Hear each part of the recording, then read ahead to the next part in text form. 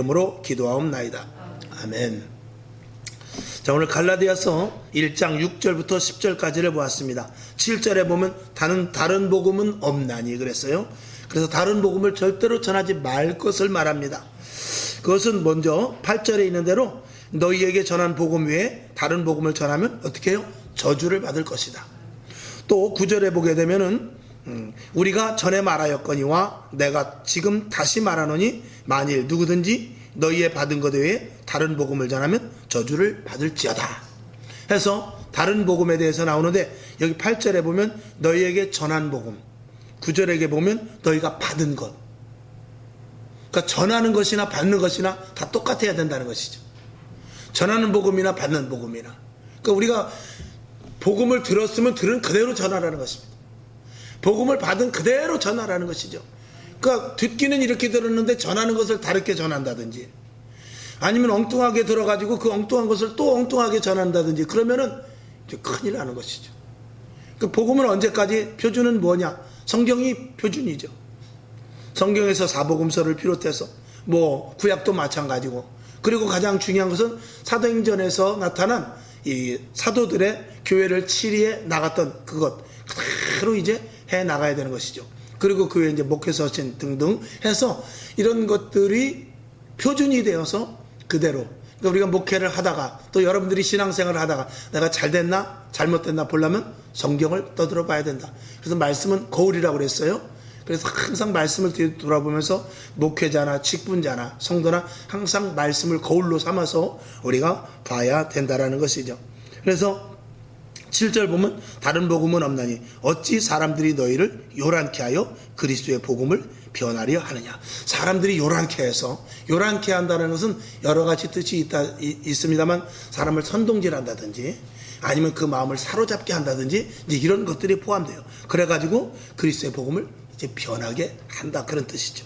그러면서 10절 뒤에 보면은 자기 자신은 내가 이제 사람들에게 좋게 하랴, 하나님께 좋게 하랴, 사람에게 기쁨을 구하랴, 내가 지금까지 사람의 기쁨을 구하는 것이었다면 그리스도의 종이 아니라 그랬습니다. 그러니까 다른 복음을 전하지 말지어다 이렇게 전제 조건으로 해놓고, 너희에게 전한 것이나 너희에게 받은 것이 절대로 변함이 있어서는 안 될 것을 말하면서, 외부에서는 자꾸 복음을 변하게 하려고 자꾸 이렇게 소용돌이를 친단 말이죠. 그러나 나는 사람을 기쁘게 하는 것이 아니고 오직 하나님만을 기쁘게 한 그런 자다라고 분명하게 이 사도 바울이 말하고 있는 것입니다. 이것은 저도 마찬가지고 여러분도 마찬가지고 복음에 있어서는 타협이 있어서는 안 될 것입니다. 이 복음이 언제 힘들어지냐면은, 복음은 이 평안할 때, 또 우리가 정상적으로 신앙할 때보다는 그 평안을 위해서 아주 부유함에 올라갔을 때, 그리고 엄청나게 어려움이 생길 때, 그때 복음이 흐트러지기가 쉽습니다. 비근한 예로 우리가 코로나 시대 때 이렇게 보면은 정말로 예배를 드려야 될지 말아야 될지, 기도를 계속 지속해서 해야 될지 말아야 될지 등등에 대해서 우리의 믿음과 신앙이 이 타협이 들어가게 됩니다. 그래서 야, 이거 모이지 말아야 되는 거 아니야? 이럴 때는 기도를 좀 쉬어야 되는 거 아니야? 등등 여러 가지로 타협이 들어오게 되죠. 그런 것들 속에서 이제 어떻게 하다 보면 자칫하면 결국은 어디까지 가게 되냐? 믿음이 더욱더 강하여지기보다는 믿음이 점점 약화되는 부분으로 갈 수가 있단 말이죠. 그 둘로 항상 갈리는 거예요. 위기 속에서 힘들고 어려운 여러 가지 이런 고통 속에서 더 주님을 붙잡는 자가 있는가 하면 우선 좀 피하고 보자 하는 그런 두 종류로 갈리게 마련이죠. 그 다음에 우리가 새벽에 잠깐 말씀을 드렸습니다만, 이 대한민국의 교회가 하락되는 게 언제부터였냐면 2000년을 기점으로 해서입니다. 그러니까 2000년 전에까지는 계속해서 교회가 부흥되는 그런 추세였어요. 근데 2000년을 기점으로 해서 교회가 점점 퇴락해져 갑니다. 그래서 성도들이 줄어들고 문 닫는 교회가 생기고, 그리고 교회가 있어도 점점 세속화되는 그런 교회를 많이 보게 됩니다. 그래서 2000년이 도대체 무엇 때문에 그러는가 라고 우리가 생각해 봤을 때 여러 가지가 있습니다만, 뭐 어떤 분들은 붉은 악마가 나와서 시작됐다, 뭐 그런 부분들도 있어요. 그리고 이 세상이 점점 이제 차원이 3차원에서 4차원으로, 또 이렇게 인공지능, 인터넷 시대 이런 것으로 가면서 가상 시대로 가면서 점점 복음이 타락해 갔다. 이런 것들이 많이 있을 수 있습니다. 근데 그런 기반이 무엇이 있느냐? 우리가 잘 먹고 잘 입고 잘 살게 되었다는데 참 우리가 초점을 두지 않을 수 없어요. 그러니까 이게 이제 우리가 배가 부르고 등이 따시니까 어떤 생각이 드냐면 좀 더 편한 것을 원합니다. 근데 교회는 편한 곳이 아니거든요. 교회는 2000년 전이나 지금이나 똑같잖아요. 엎드려 기도해야 되고요. 1시간 예배 드려야 되고요. 보기 싫어도 성경 봐야 되고요. 이런 것들 헌신해야죠. 봉사해야죠. 돈으로 때울 수 있으면 좋은데 돈으로 때우지 못할 부분들이 있단 말입니다. 세상에는 나가면은요 돈으로 때울 부분이 많아요. 그래서 옛날에는 열심히 일해야 됐지만 지금은 돈이 많으면 그냥 이자만 따박따박 따먹으면 돼요. 그전에는 내가 예를 들어서 몸으로 해야 될 것을 내가 직접 시장을 간다든지 내가 아니면 누구를 만나서 어떤 일을 처리해야 되는지 하는 것을 돈으로 다 할 수 있습니다. 그러니까 돈으로 다른 것들을 다 대체할 수 있는데 이 신앙은 대체할 수가 없는 거예요. 즉 다시 말해서 예배 드리러 와야지요. 기도를 내가 직접 입을 열어 해야죠. 내 눈으로 성경을 봐야죠. 이건 2000년 전이나 지금이나 변함이 없단 말이죠. 그러니까 신앙에 대해서 꾀가 나니까 어떻게 되냐? 목사님 설교를 줄입시다. 예배 시간을 저녁 예배를 없앱시다. 헌신 봉사보다도 지금은요 전도지요 돌려도 받지도 않아요. 그렇게 하지 말고요 우리 딴 거 하죠. 뭐 등등 해가지고 심지어는 이제 대형 교회 같은 데는 식당 같은 데도 이렇게 돌아가면서 구역별로 하는 것이 아니라 아예 사람을 그냥 딱 해놓죠. 근데 거기에는 물론 여러 가지 이유도 있습니다. 왜냐하면 밥을 하는 데 있어서 그 위생 보건 이런 것들이 들어가야 되니까 자격증, 조리 자격증도 있어야 되고 그러니까 이제 외주를 아예 줘버리는 데도 있습니다만 그런 것들은 차치하고라도 할 수 있으면은 구역별로 하고 교회에서 하는 것들을 다 이제 외주를 줘버리죠. 청소 같은 것도 이제 구역별로 하지를 않고 청소도 사람을 불러서 이렇게 한다든가. 이런 것들이 자꾸 돈으로 대체하는 방법으로 교회 안에서도 그런 것들이 스물스물 이제 들어오게 되는 것이죠. 근데 그런 것들에 대하여서 타협이 되는데 이게 잘 먹고 잘 입고 잘 사는 데서부터 이제 그게 시작이 되는데 그게 이제 교회에서 보편화돼 버리게 되면은 무엇이 없어져 버리냐면 우리가 기쁘고 즐거울 수 있어요. 교회 안에서 서로 대화를 나누면서 교제를 하면서 즐거울 수도 있는데 무엇이 약화되냐면 영적인 부분이 약화되는 거예요. 하나님과의 관계가 멀어진단 말입니다. 그러니까 하나님과의 관계가 멀어진 줄도 모르고 그냥 우리는 예배드리고 침묵하고 그리고 모여서 여러 가지 어떤 일들을 도모하고 교회 안에서 야 우리 교회도 한번 우리도 세상 사람들과 이렇게 좀 교류를 하기 위해서 우리도 한번 농산물 직거래 한번 해볼까? 뭐 교회에서 이런 거 한다든가 그런 거 하는 교회 많습니다. 우리가 유치원을 세우자 아니면 우리 공부방을 하자 또 노인들을 위해서 복지를 하자. 근데 이런 것들이 교회에 계속해서 들어와서 그런 것들로 말미암아서 이 교회에 무엇을 하기는 해야 되겠고 세상의 사람들이 볼 때 빛과 소금의 역할을 감당해야 되는데 무엇으로 할까 하다 보니까 이제 그런 것들을 들어오게 되고 세상 사람들과 벽을 튼다는 그런 의미로 그런 것들을 하게 되죠. 그래서 이제 그런 것들을 함으로 말미암아서 이게 교회 본질을 잊어버릴 수가 있단 말입니다. 교회에서 카페도 만들 수 있어요. 양로원도 할 수 있습니다. 어린이집 같은 거면 얼마나 좋습니까? 그런데 초점이 교회가 되는 것이 아니라 중점을 거기다 두고 거기에 목적을 두어서 교회의 본질이 흐려져 버린다면 이제 그게 문제가 생기는 것이죠. 그러니까 이제 이런 거예요. 예를 들어서 아빠가 퇴근을 하고 옵니다. 아빠가 딱 우리 밥 먹자. 아빠 오늘도 수고했어요. 아빠 오늘도 일하시느라고 고생하셨죠. 그러면 이제 괜찮은데 이제 나이가 어릴수록 나이 먹으면 이제 그런 생각을 하지만 나이가 어릴수록 아빠가 들어올 때 아빠 오늘 꼬마야 우리 딸 내가 통닭 사왔다. 그리고 통닭을 사.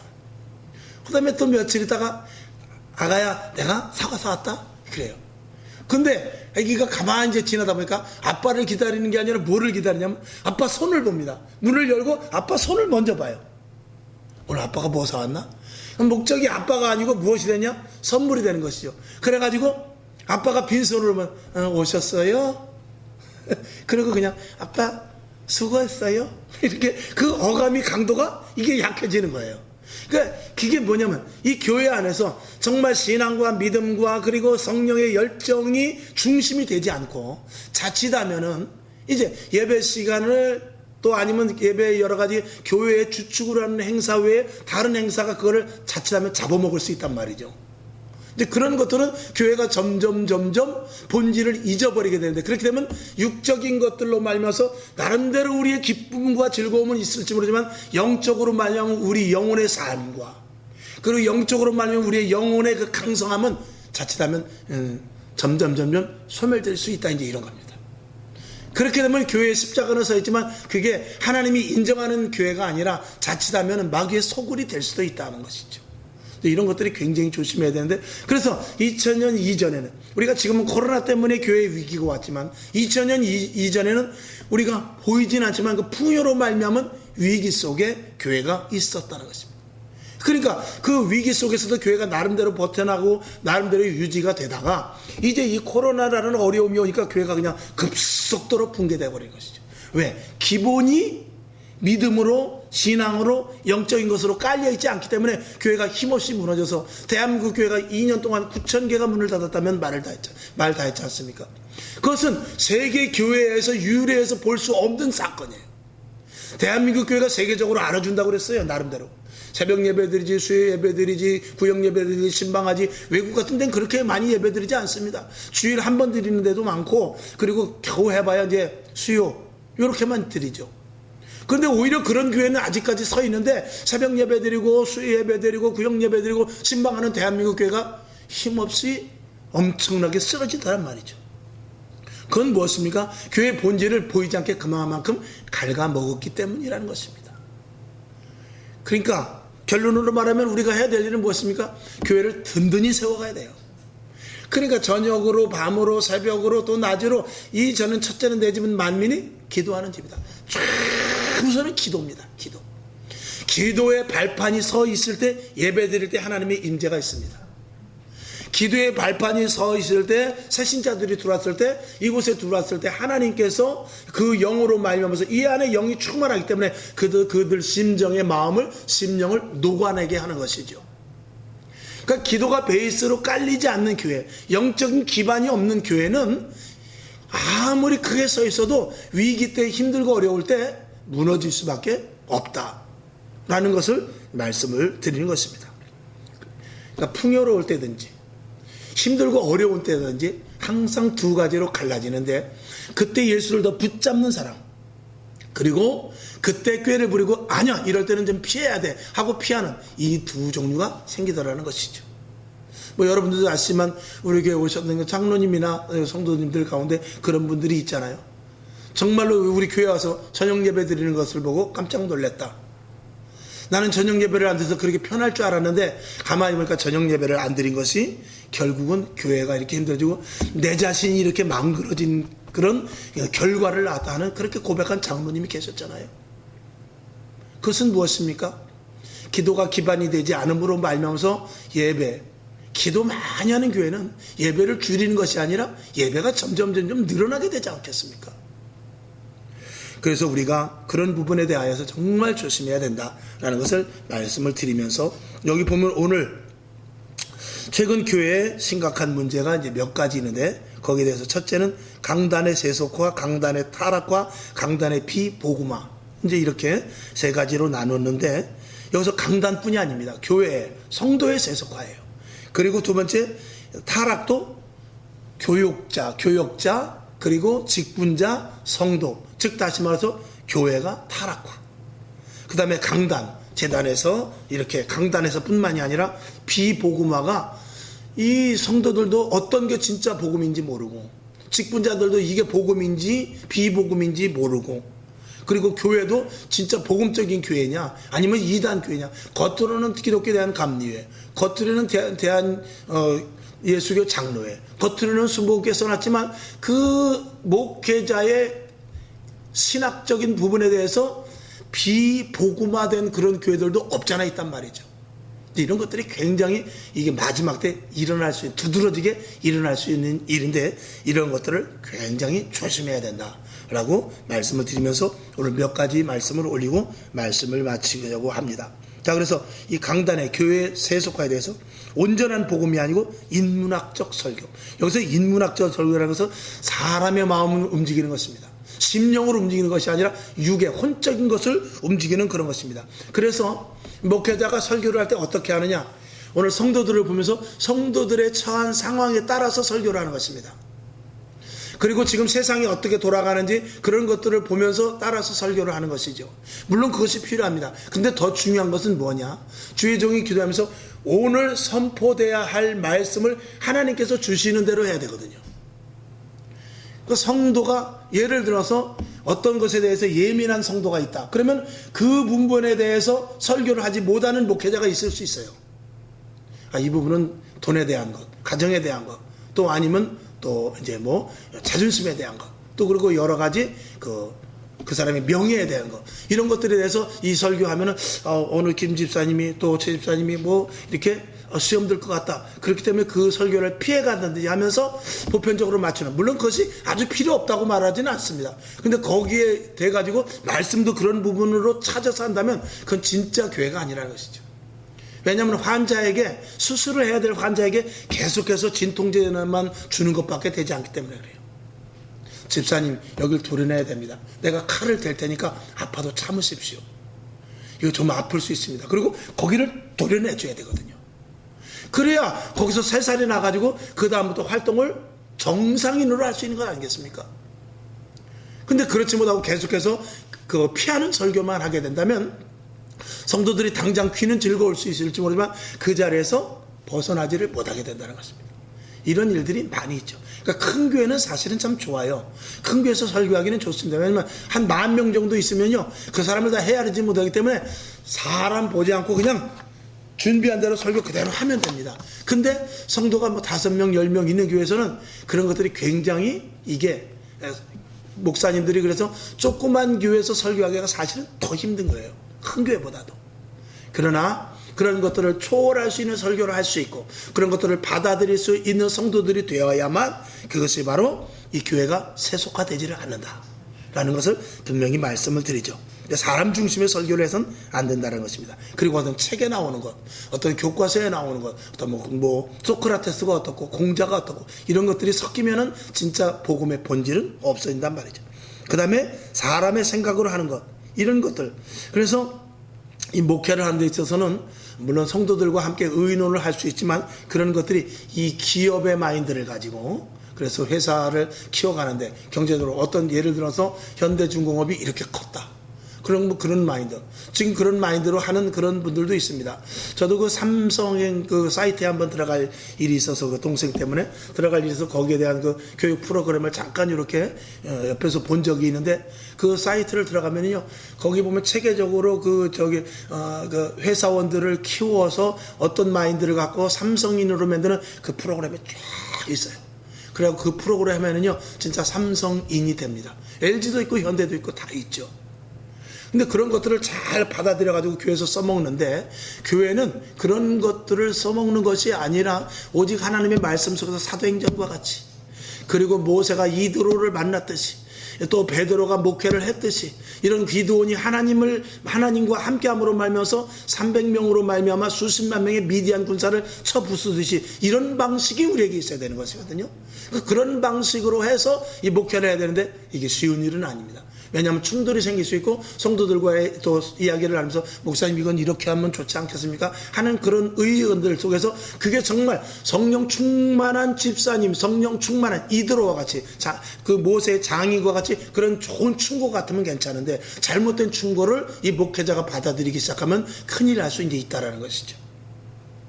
그런 것들이 이제 사람의 생각으로 하는 목회인데, 이런 것들은 점점 교회가 숫자는 많아질 수 있을지 모르지만 영적으로는 약한, 세속화되는 교회가 될 수 있다. 그 다음에 이제 영적인 접근을 하지 아니하고 혼적인, 육적인 것에 중점을 두는 것이죠. 그래서 어떤 목회자가 이런 말을 한 적이 있습니다. 점점 요즘 설교가 새 깃털과 같이 가벼워지고 있다. 설교는 무거워야 됩니다. 그럼 무겁다라는 것은 뭐냐? 우리의 귀까지만 가서는 안 되고, 우리의 머리까지만 가서는 안 되고, 저 속에 깊은 심령까지 들어가야 되기 때문에 그 말씀이 무거워야 된다는 그런 의미죠. 그러니까 말씀이 귀에서 듣고 그냥 웃고 끝나면 안 되고 성전문을 열고 나가도 남을 수 있는 그런 말씀. 그런 말씀이 계속해야 되는데 그거는 누가 하느냐. 하나님의 말씀은 하나님이 책임지시는 것입니다. 그렇기 때문에 하나님이 우리 목회자를 통해서 여러분을 통해서 아주 중요한 말씀이에요. 저를 통해서 여러분을 통해서 하나님이 책임질 수 있는 것이 있는데 하나님이 반드시 책임지는 게 있어요. 여러분이 어떤 일을 하든지 어떤 말을 하든지 어떤 생각을 하든지 그 부분에 대해서 하나님이 책임지는 것인데 그건 뭐냐면 복음이에요. 복음적으로만 하면 예수 그리스도께서 전했던 그 복음적으로 십자가의 사건과 부활의 사건과 천국의 이 성경 말씀에 대한 복음적인 것만 여러분들이 선포하고 그것에 대해서 말한다면 그거는 전적으로 하나님께서 저와 여러분을 다 그 말에 대해서 책임을 져주셔요. 그러나 다른 것이 들어가면 절대로 책임져 주시지 않습니다. 저도 말합니다. 저도 그렇습니다. 여러분에게 설교를 하는 데 있어서 여러분의 이해를 돕기 위해서 또 여러분의 마음을 산심 삼고 교회를 떠나지 않기 위해서 어떤 다른 설교를 하는데 하나님의 말씀을 배제하고 해서 사람들의 그 귀를 간지럽게 즐겁게 했다 할지라도 그 말씀에 대해서 하나님이 책임지지 않는 수가 있단 말이죠. 그러나 하나님의 말씀으로 말미암아서 성도들이 듣기에 귀에 좀 거슬리고 마음에 찔림이 있어서 좀 이렇게 몸부림치는 그런 부분이 있다 할지라도 그것이 진짜 복음이라면 하나님은 절대적으로 그 복음에 대해서 책임을 져주신다는 거예요. 이거는 굉장히 중요합니다. 그러니까 여러분들도 전도하는 데 있어서 이렇게 내가 예수 믿으라고 단도직입적으로 말하면 들을까? 그렇게 생각하지 마시고 여러분들이 짜장면을 사주고 처음에 시도는 뭐 요새 힘드시죠 이렇게 말할 수 있지만 결론에 가서는 반드시 예수 안 믿으면 지옥 갑니다. 예수님이 십자가를 통해서 우리의 모든 죄를 다 용서하셨습니다. 우리는 다 죄인이에요. 우리는 지옥 갈 수밖에 없는 사람들입니다. 반드시 교회 가서 우리가 새 사람으로 변화되어야 됩니다. 이런 말을 그 복음적인 요소를 반드시 넣어줘야 돼요. 그러면 그 말은 누가 책임지냐? 하나님이 책임지는 것이죠. 목회자도 그렇고 직분자들도 그렇고 그런 것들이 없으면 세속화될 수밖에 없습니다. 적당하게 섞일 수밖에 없다는 것이죠. 그 다음에 타락, 교인들의 타락, 교회의 타락, 설교의 타락, 목회자들의 타락. 이것은 이제 목회자들의 자질 약화라고 그러는데 이 신학교 교수들 가운데서도 지금 대부분이 무엇을 말하느냐면 하나님이 성경을 100% 믿질 않습니다. 100% 믿질 않고 그저 이 성경은 하나의 예화요. 그리고 하나님께서 쓰신 것, 하나님께서 성령의 감동과 감화하심으로 썼다라고 이렇게 100% 말하지 않으면서 어떤 것은 물론 감동으로 받았었겠지만 그래서 사람의 생각으로 다 후기를 쓴 것이다. 이렇게 말하는 그 신학자들이 있단 말이죠. 교수들이. 그러면 그것을 들은 목회자들은 이 기존 교회에 와서 그렇게 설교하기 때문에 성도들은 절대적으로 영적인 부분은 꽝이 돼버리고 마는 것이죠. 그렇게 되면 교회는 저절로 세속화가 되고 타락화돼서 마지막 때 결국은 마귀가 마음대로 뛰노는 그런 영적인 재단이 아니라 마귀가 장난하는 육적인 재단이 될 수밖에 없는 것입니다. 사단의 왕국이 될 수밖에 없다는 것이죠. 그래서 이 신학교에 지금 교수들이 저도 이렇게 교수를 해보지만 질이 많이 떨어지는 그런 교수들이 너무나 많다라는 소리를 많이 들어요. 그러니까 가르치는 것이 중요한 것이 아니라 바르게 가르쳐야 되거든요. 지식이 아닙니다.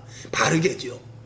좋게 잘 가르치는 것이 아니라 바르게 가르쳐야 되는데 이제 그런 것들이 너무나 적고 그 다음에 목회자도 그렇고 성도도 그렇고 하나님의 소명과 사명감이 너무 적어요. 내가 예수를 믿으면 무엇을 해야 된다. 하나님께서 나를 부르셨을 때는 왜 불렀는지를 내가 알아야 된다. 이런 것들에 대해서 너무나 약화되었단 말이죠. 이런 것들을 강하게 날마다 물어봐야 돼요. 하나님 내가 오늘 뭐 해야 됩니까? 하나님 나를 부르셨으면 나를 통해 좀 쓰십시오. 이렇게 단도직입적으로 하나님께 물어라도 보든지 이런 것들을 가져야 되는데 이런 것들이 없게 되면 내가 누군지 모르는 정체성을 잊어버리기 때문에 나의 주인이 예수님이 아니라 누가 되느냐? 마귀가 될 수밖에 없는 것입니다. 그 세상 것을 탐하게 되고 세상의 방법대로 살아가는 그런 일들은 결국은 교회 사람이나 세상 사람이나 똑같이 되기 때문에 교회가 자동적으로 세속화되고 타락될 수밖에 없는 것을 말하고 있는 것이죠. 그리고 이제 타락된다는 것 중에서 목회자의 직업화. 이 목회자의 직업화는 굉장히 지금 참 이게 굉장히 우려되는 상황 가운데 하나입니다. 그래서 어차피 월급이 나오니까 예배 안 드려도 월급 나오니까 뭐 온라인 예배 드려도 월급 나오니까, 그 성도가 몇 명 뭐 이번 주일 빠졌어도 나는 월급 나오니까, 그러는 뭐 계산은 없습니다만, 그럼에도 불구하고 슬그머니 그런 생각을 조금이라도 갖게 된다면 이게 이제 큰일이라는 것이, 한 성도가 안 나왔을 때 안타까워야 되거든요. 한번 예배 드리지 못한 것에 대해서 가슴을 치면서 분노할 수 있어야 되거든요. 그런 것들이 바로 직업화 된 목회자들로서의 탈피되는 모습입니다. 여러분들도 마찬가지입니다. 직분자들, 하나님의 성도라는 것에 대하여서 그냥 세상 사람들과 똑같은 마음을 가지면 안 됩니다. 우리는 하늘나라의 시민권을 가진 하나님의 자녀라는 생각을 하고 예배 한 번 드리는 것, 기도 한 번 하는 것, 이런 것들을 굉장히 안타깝고 소중히 여겨야 된단 말이죠. 이런 부분에 대해서 저와 여러분들이 정말 마음을 굳게 가질 수 있기를 주님의 이름으로 축원합니다.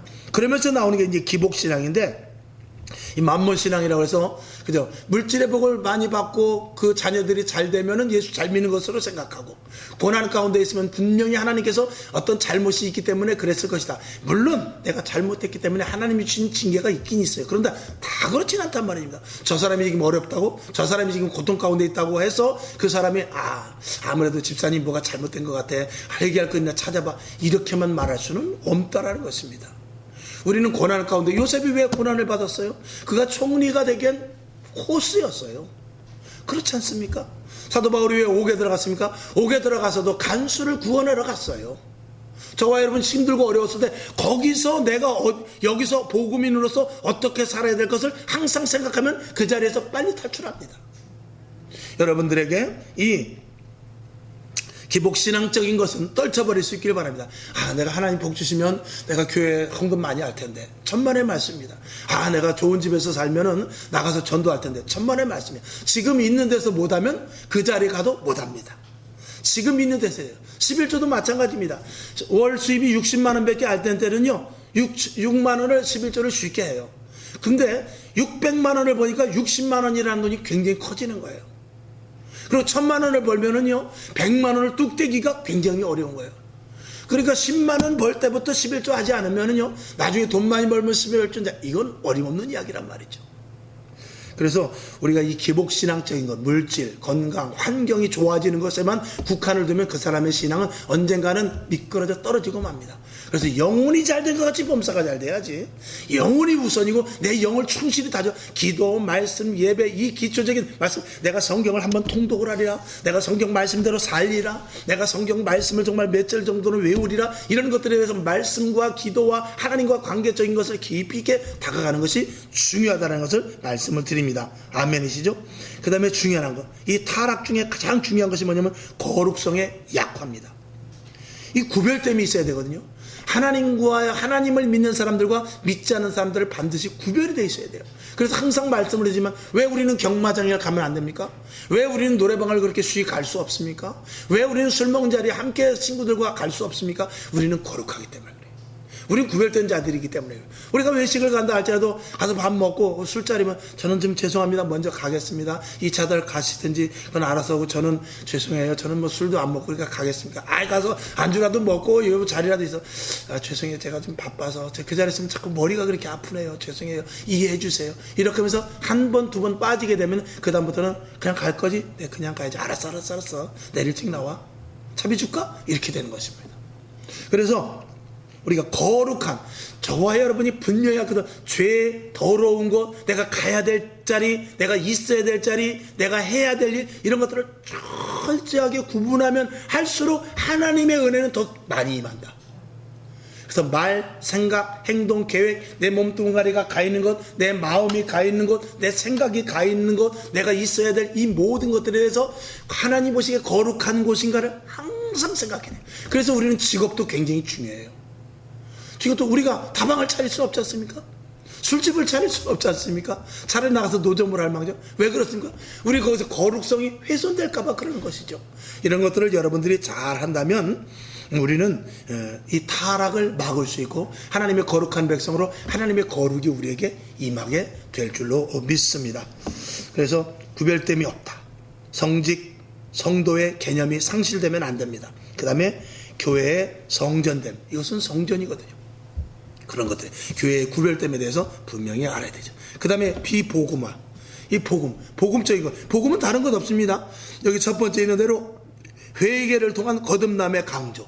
이것이 굉장히 중요해요. 이 회개. 누가 회개하라고 했어요? 여러분 예수 제대로 안 믿으면 예수 시겁니다. 지옥 갈 수도 있어요. 이런 말을 함부로 할 수 없는. 광야에 있다고 다 가나안 땅 가는 거 아니지 않습니까? 이렇게 강하게 말하지 못하는 것. 심지어는 어떤 사람들은 홍해를 건넜으면 무조건 천국 갑니다. 이렇게 말하는 사람도 있어요. 여러분 홍해 건넜다고 다 무조건 천국 갑니까? 홍해 건넜다고 다 가나안 땅에 갑니까? 그렇지 않은 거예요. 우리가 예수를 주로 고백했다 할지라도요, 우리는 시험과 미혹에 유혹에 빠져서요 다시 세상 길로 가서 결국은 지옥 가는 사람들이 얼마나 많은지 몰라요. 항상 제가 말씀을 드리잖아요. 문선명이 같은 사람, 박태선이 같은 사람, 그 사람들이 얼마나 충만했어요. 그 사람이 배신할 거는 전혀 생각지도 하지 못했습니다. 왜? 능력이 나타나고 기적이 나타나고 오직 그 일할 때 예수의 이름으로 했거든요. 근데 예수님께서 너를 도무지 모른다는 그런 측으로 빠져버렸단 말입니다. 그것은 무엇입니까?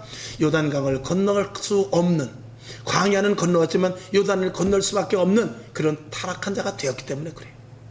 여러분, 성경에서 우리에게 말씀하는 열처녀가 있고 알곡과 가라지가 있고 또 여러 가지 많은 한 사람이 두 사람이 매를 갈고 두 사람이 밭을 갈지만 그거 다 한 사람은 믿는 사람, 한 사람은 믿지 않는 사람이 아니라 둘 다 예수를 믿는다고 자칭했던 사람들입니다.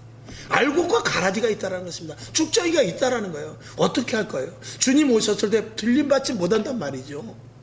그런 것들을 누가 이야기합니까? 여러분 예수만 한번 믿으면 그때 다 구원받습니다. 우리는 하나님이 절대 놓치지 않습니다. 맞습니다. 절대 놓치지는 않습니다. 그러나 우리가 튕겨져 나가는 것은 어떡할 거예요? 하나님의 의로운 손으로 붙잡아 주신다는데 그 손을 끊고 나가는데 어떻게 해요? 여러분 탕자가 나갈 때 아버지께서 그 아들을 붙잡지 않았어요? 붙잡았어요. 안 된다. 그러나 아버지 내 것 미리 유산으로 주세요. 미리 유산을 받아가지고 나가버리는데 어떡합니까? 여러분 집에 문 닫아놓는다고 자식이 나갈 자식이 안 나갑니까? 창문을 뜯고라도 나가죠. 그것과 마찬가지로 우리가 예수를 믿는다 할지라도 하나님의 그 온전함에 들어가지 못하고 거부하고 점점 신앙생활에 자기가 자꾸 탈피하여서 어떤 욕심이 들어가. 어떤 사람은 은사를 받아가지고 그 은사 때문에 굉장히 사람들이 칭송하니까 그걸 돈벌이로 하는 사람도 있어요. 그런 사람들은 결국은 구원은 받은 것 같았는데 결국 완전한 구원에 이르지 못하는 것이죠. 그래서 성경을 이렇게 군데군데 보면 구원을 이루라가 많이 나와요. 구원을 이루라. 예수의 형상을 닮아가라. 그리고 장성한 분량이 되라. 딱딱한 것을 제발 먹을 수 있어라. 그리고 공력이 있어서 불에 타지 않도록 해라. 이런 것들이 많이 나오거든요. 그건 뭐냐면 우는 사자가 마귀가 우는 사자와 같이 삼킬 자를 두루 찾아다니는데 삼킬 자가 누굽니까? 세상에 있는 사람은 이미 삼켜버린 거예요. 우리 믿는 자들을 삼키러 다닌단 말이죠. 이게 굉장히 중요한 일인 것입니다. 그래서 회개를 통한 거룩함, 거룩성, 거듭남 이런 것들에 대해서 강조가 너무 부족했다. 그래서 갈라디아서 6장 14절을 여러분들이 참고해 주시고, 그 다음에 성경의 오류를 아주 여기 강조라고 썼는데 성경의 오류에 대하여서 얼마나 많이 그 틀린 것에 대해서 말하는 사람들이 참 많아요. 근데 사실은 성경은 정확무오하거든요. 근데 틀렸다고 말하면서 그 틀린 것에 이건 잘못 기록되었다, 이건 해석이 잘못되었다, 자꾸 그런 것만 이야기하면은요, 물론 이 원본에서 오면서 약간 오류가 생길 수 있어요. 그러나 이 본질, 이 성경이 말하는 그 내용 자체는 틀리지 않거든요. 예를 들어서 이런 것이 있습니다. 부자가 천국 들어가기가 낙타가 바늘기로 들어가는 것보다 더 어렵다. 그러면 부자는 못 들어간단 말입니까? 이런 말이 나오지 않습니까? 여러분 약대가 어떻게 바늘기로 들어가요? 절대로 들어갈 수 없지 않습니까? 근데 그걸 원어로 보면은 그게 바늘기가 아니라 그 예루살렘에 가면 바늘기 문이라는 그 얕은 쬐끄만 문이 있대요. 그러니까 거길 들어가려면 반드시 기어서 들어가야 된다네요. 그래서 그거를 이제 낙타가 거긴 도저히 들어갈 수 없다는 거예요. 들어가려면 웬만큼 몸을 낮춰서는 들어갈 수 없다는 것입니다. 그래서 원어로 보면 그렇게 돼 있기 때문에 그렇다라고 말하는데 거기까지는 좋아요. 그러나 우리는 분명히 알 것은 저는 그렇지 않습니다. 저는 원어가 어떻게 되었든지 간에 그 원어조차도 진짜 원어인지 알 수 있어요. 저는 그렇게 보기 때문에 그 원어가 물론 맞는다고 쳐도 하나님의 나라 갈 수 있는 것은 하나님의 은혜가 아니면 낙타가 아니라 황소도 바늘기로 들어갈 수, 하나님의 은혜면 들어갈 수 있는 것이고, 하나님의 은혜가 아니면 거기에 실도 못 들어가는 거예요. 저는 그렇게 해석을 하고 싶습니다. 하나님이 허락하셔야 들어가는 거예요. 하나님이 허락하면은요, 홍해를 가르는 거예요. 하나님이 허락하면요, 아무것도 먹을 것이 없는데 위에서부터 만나가 내려오는 거예요. 하나님이 허락하면은요, 40년 동안 광야를 걸었지만 발이 이렇게 붉지도 않아요. 발이 뭐라 그러죠? 부르트지도 않았다는 거예요.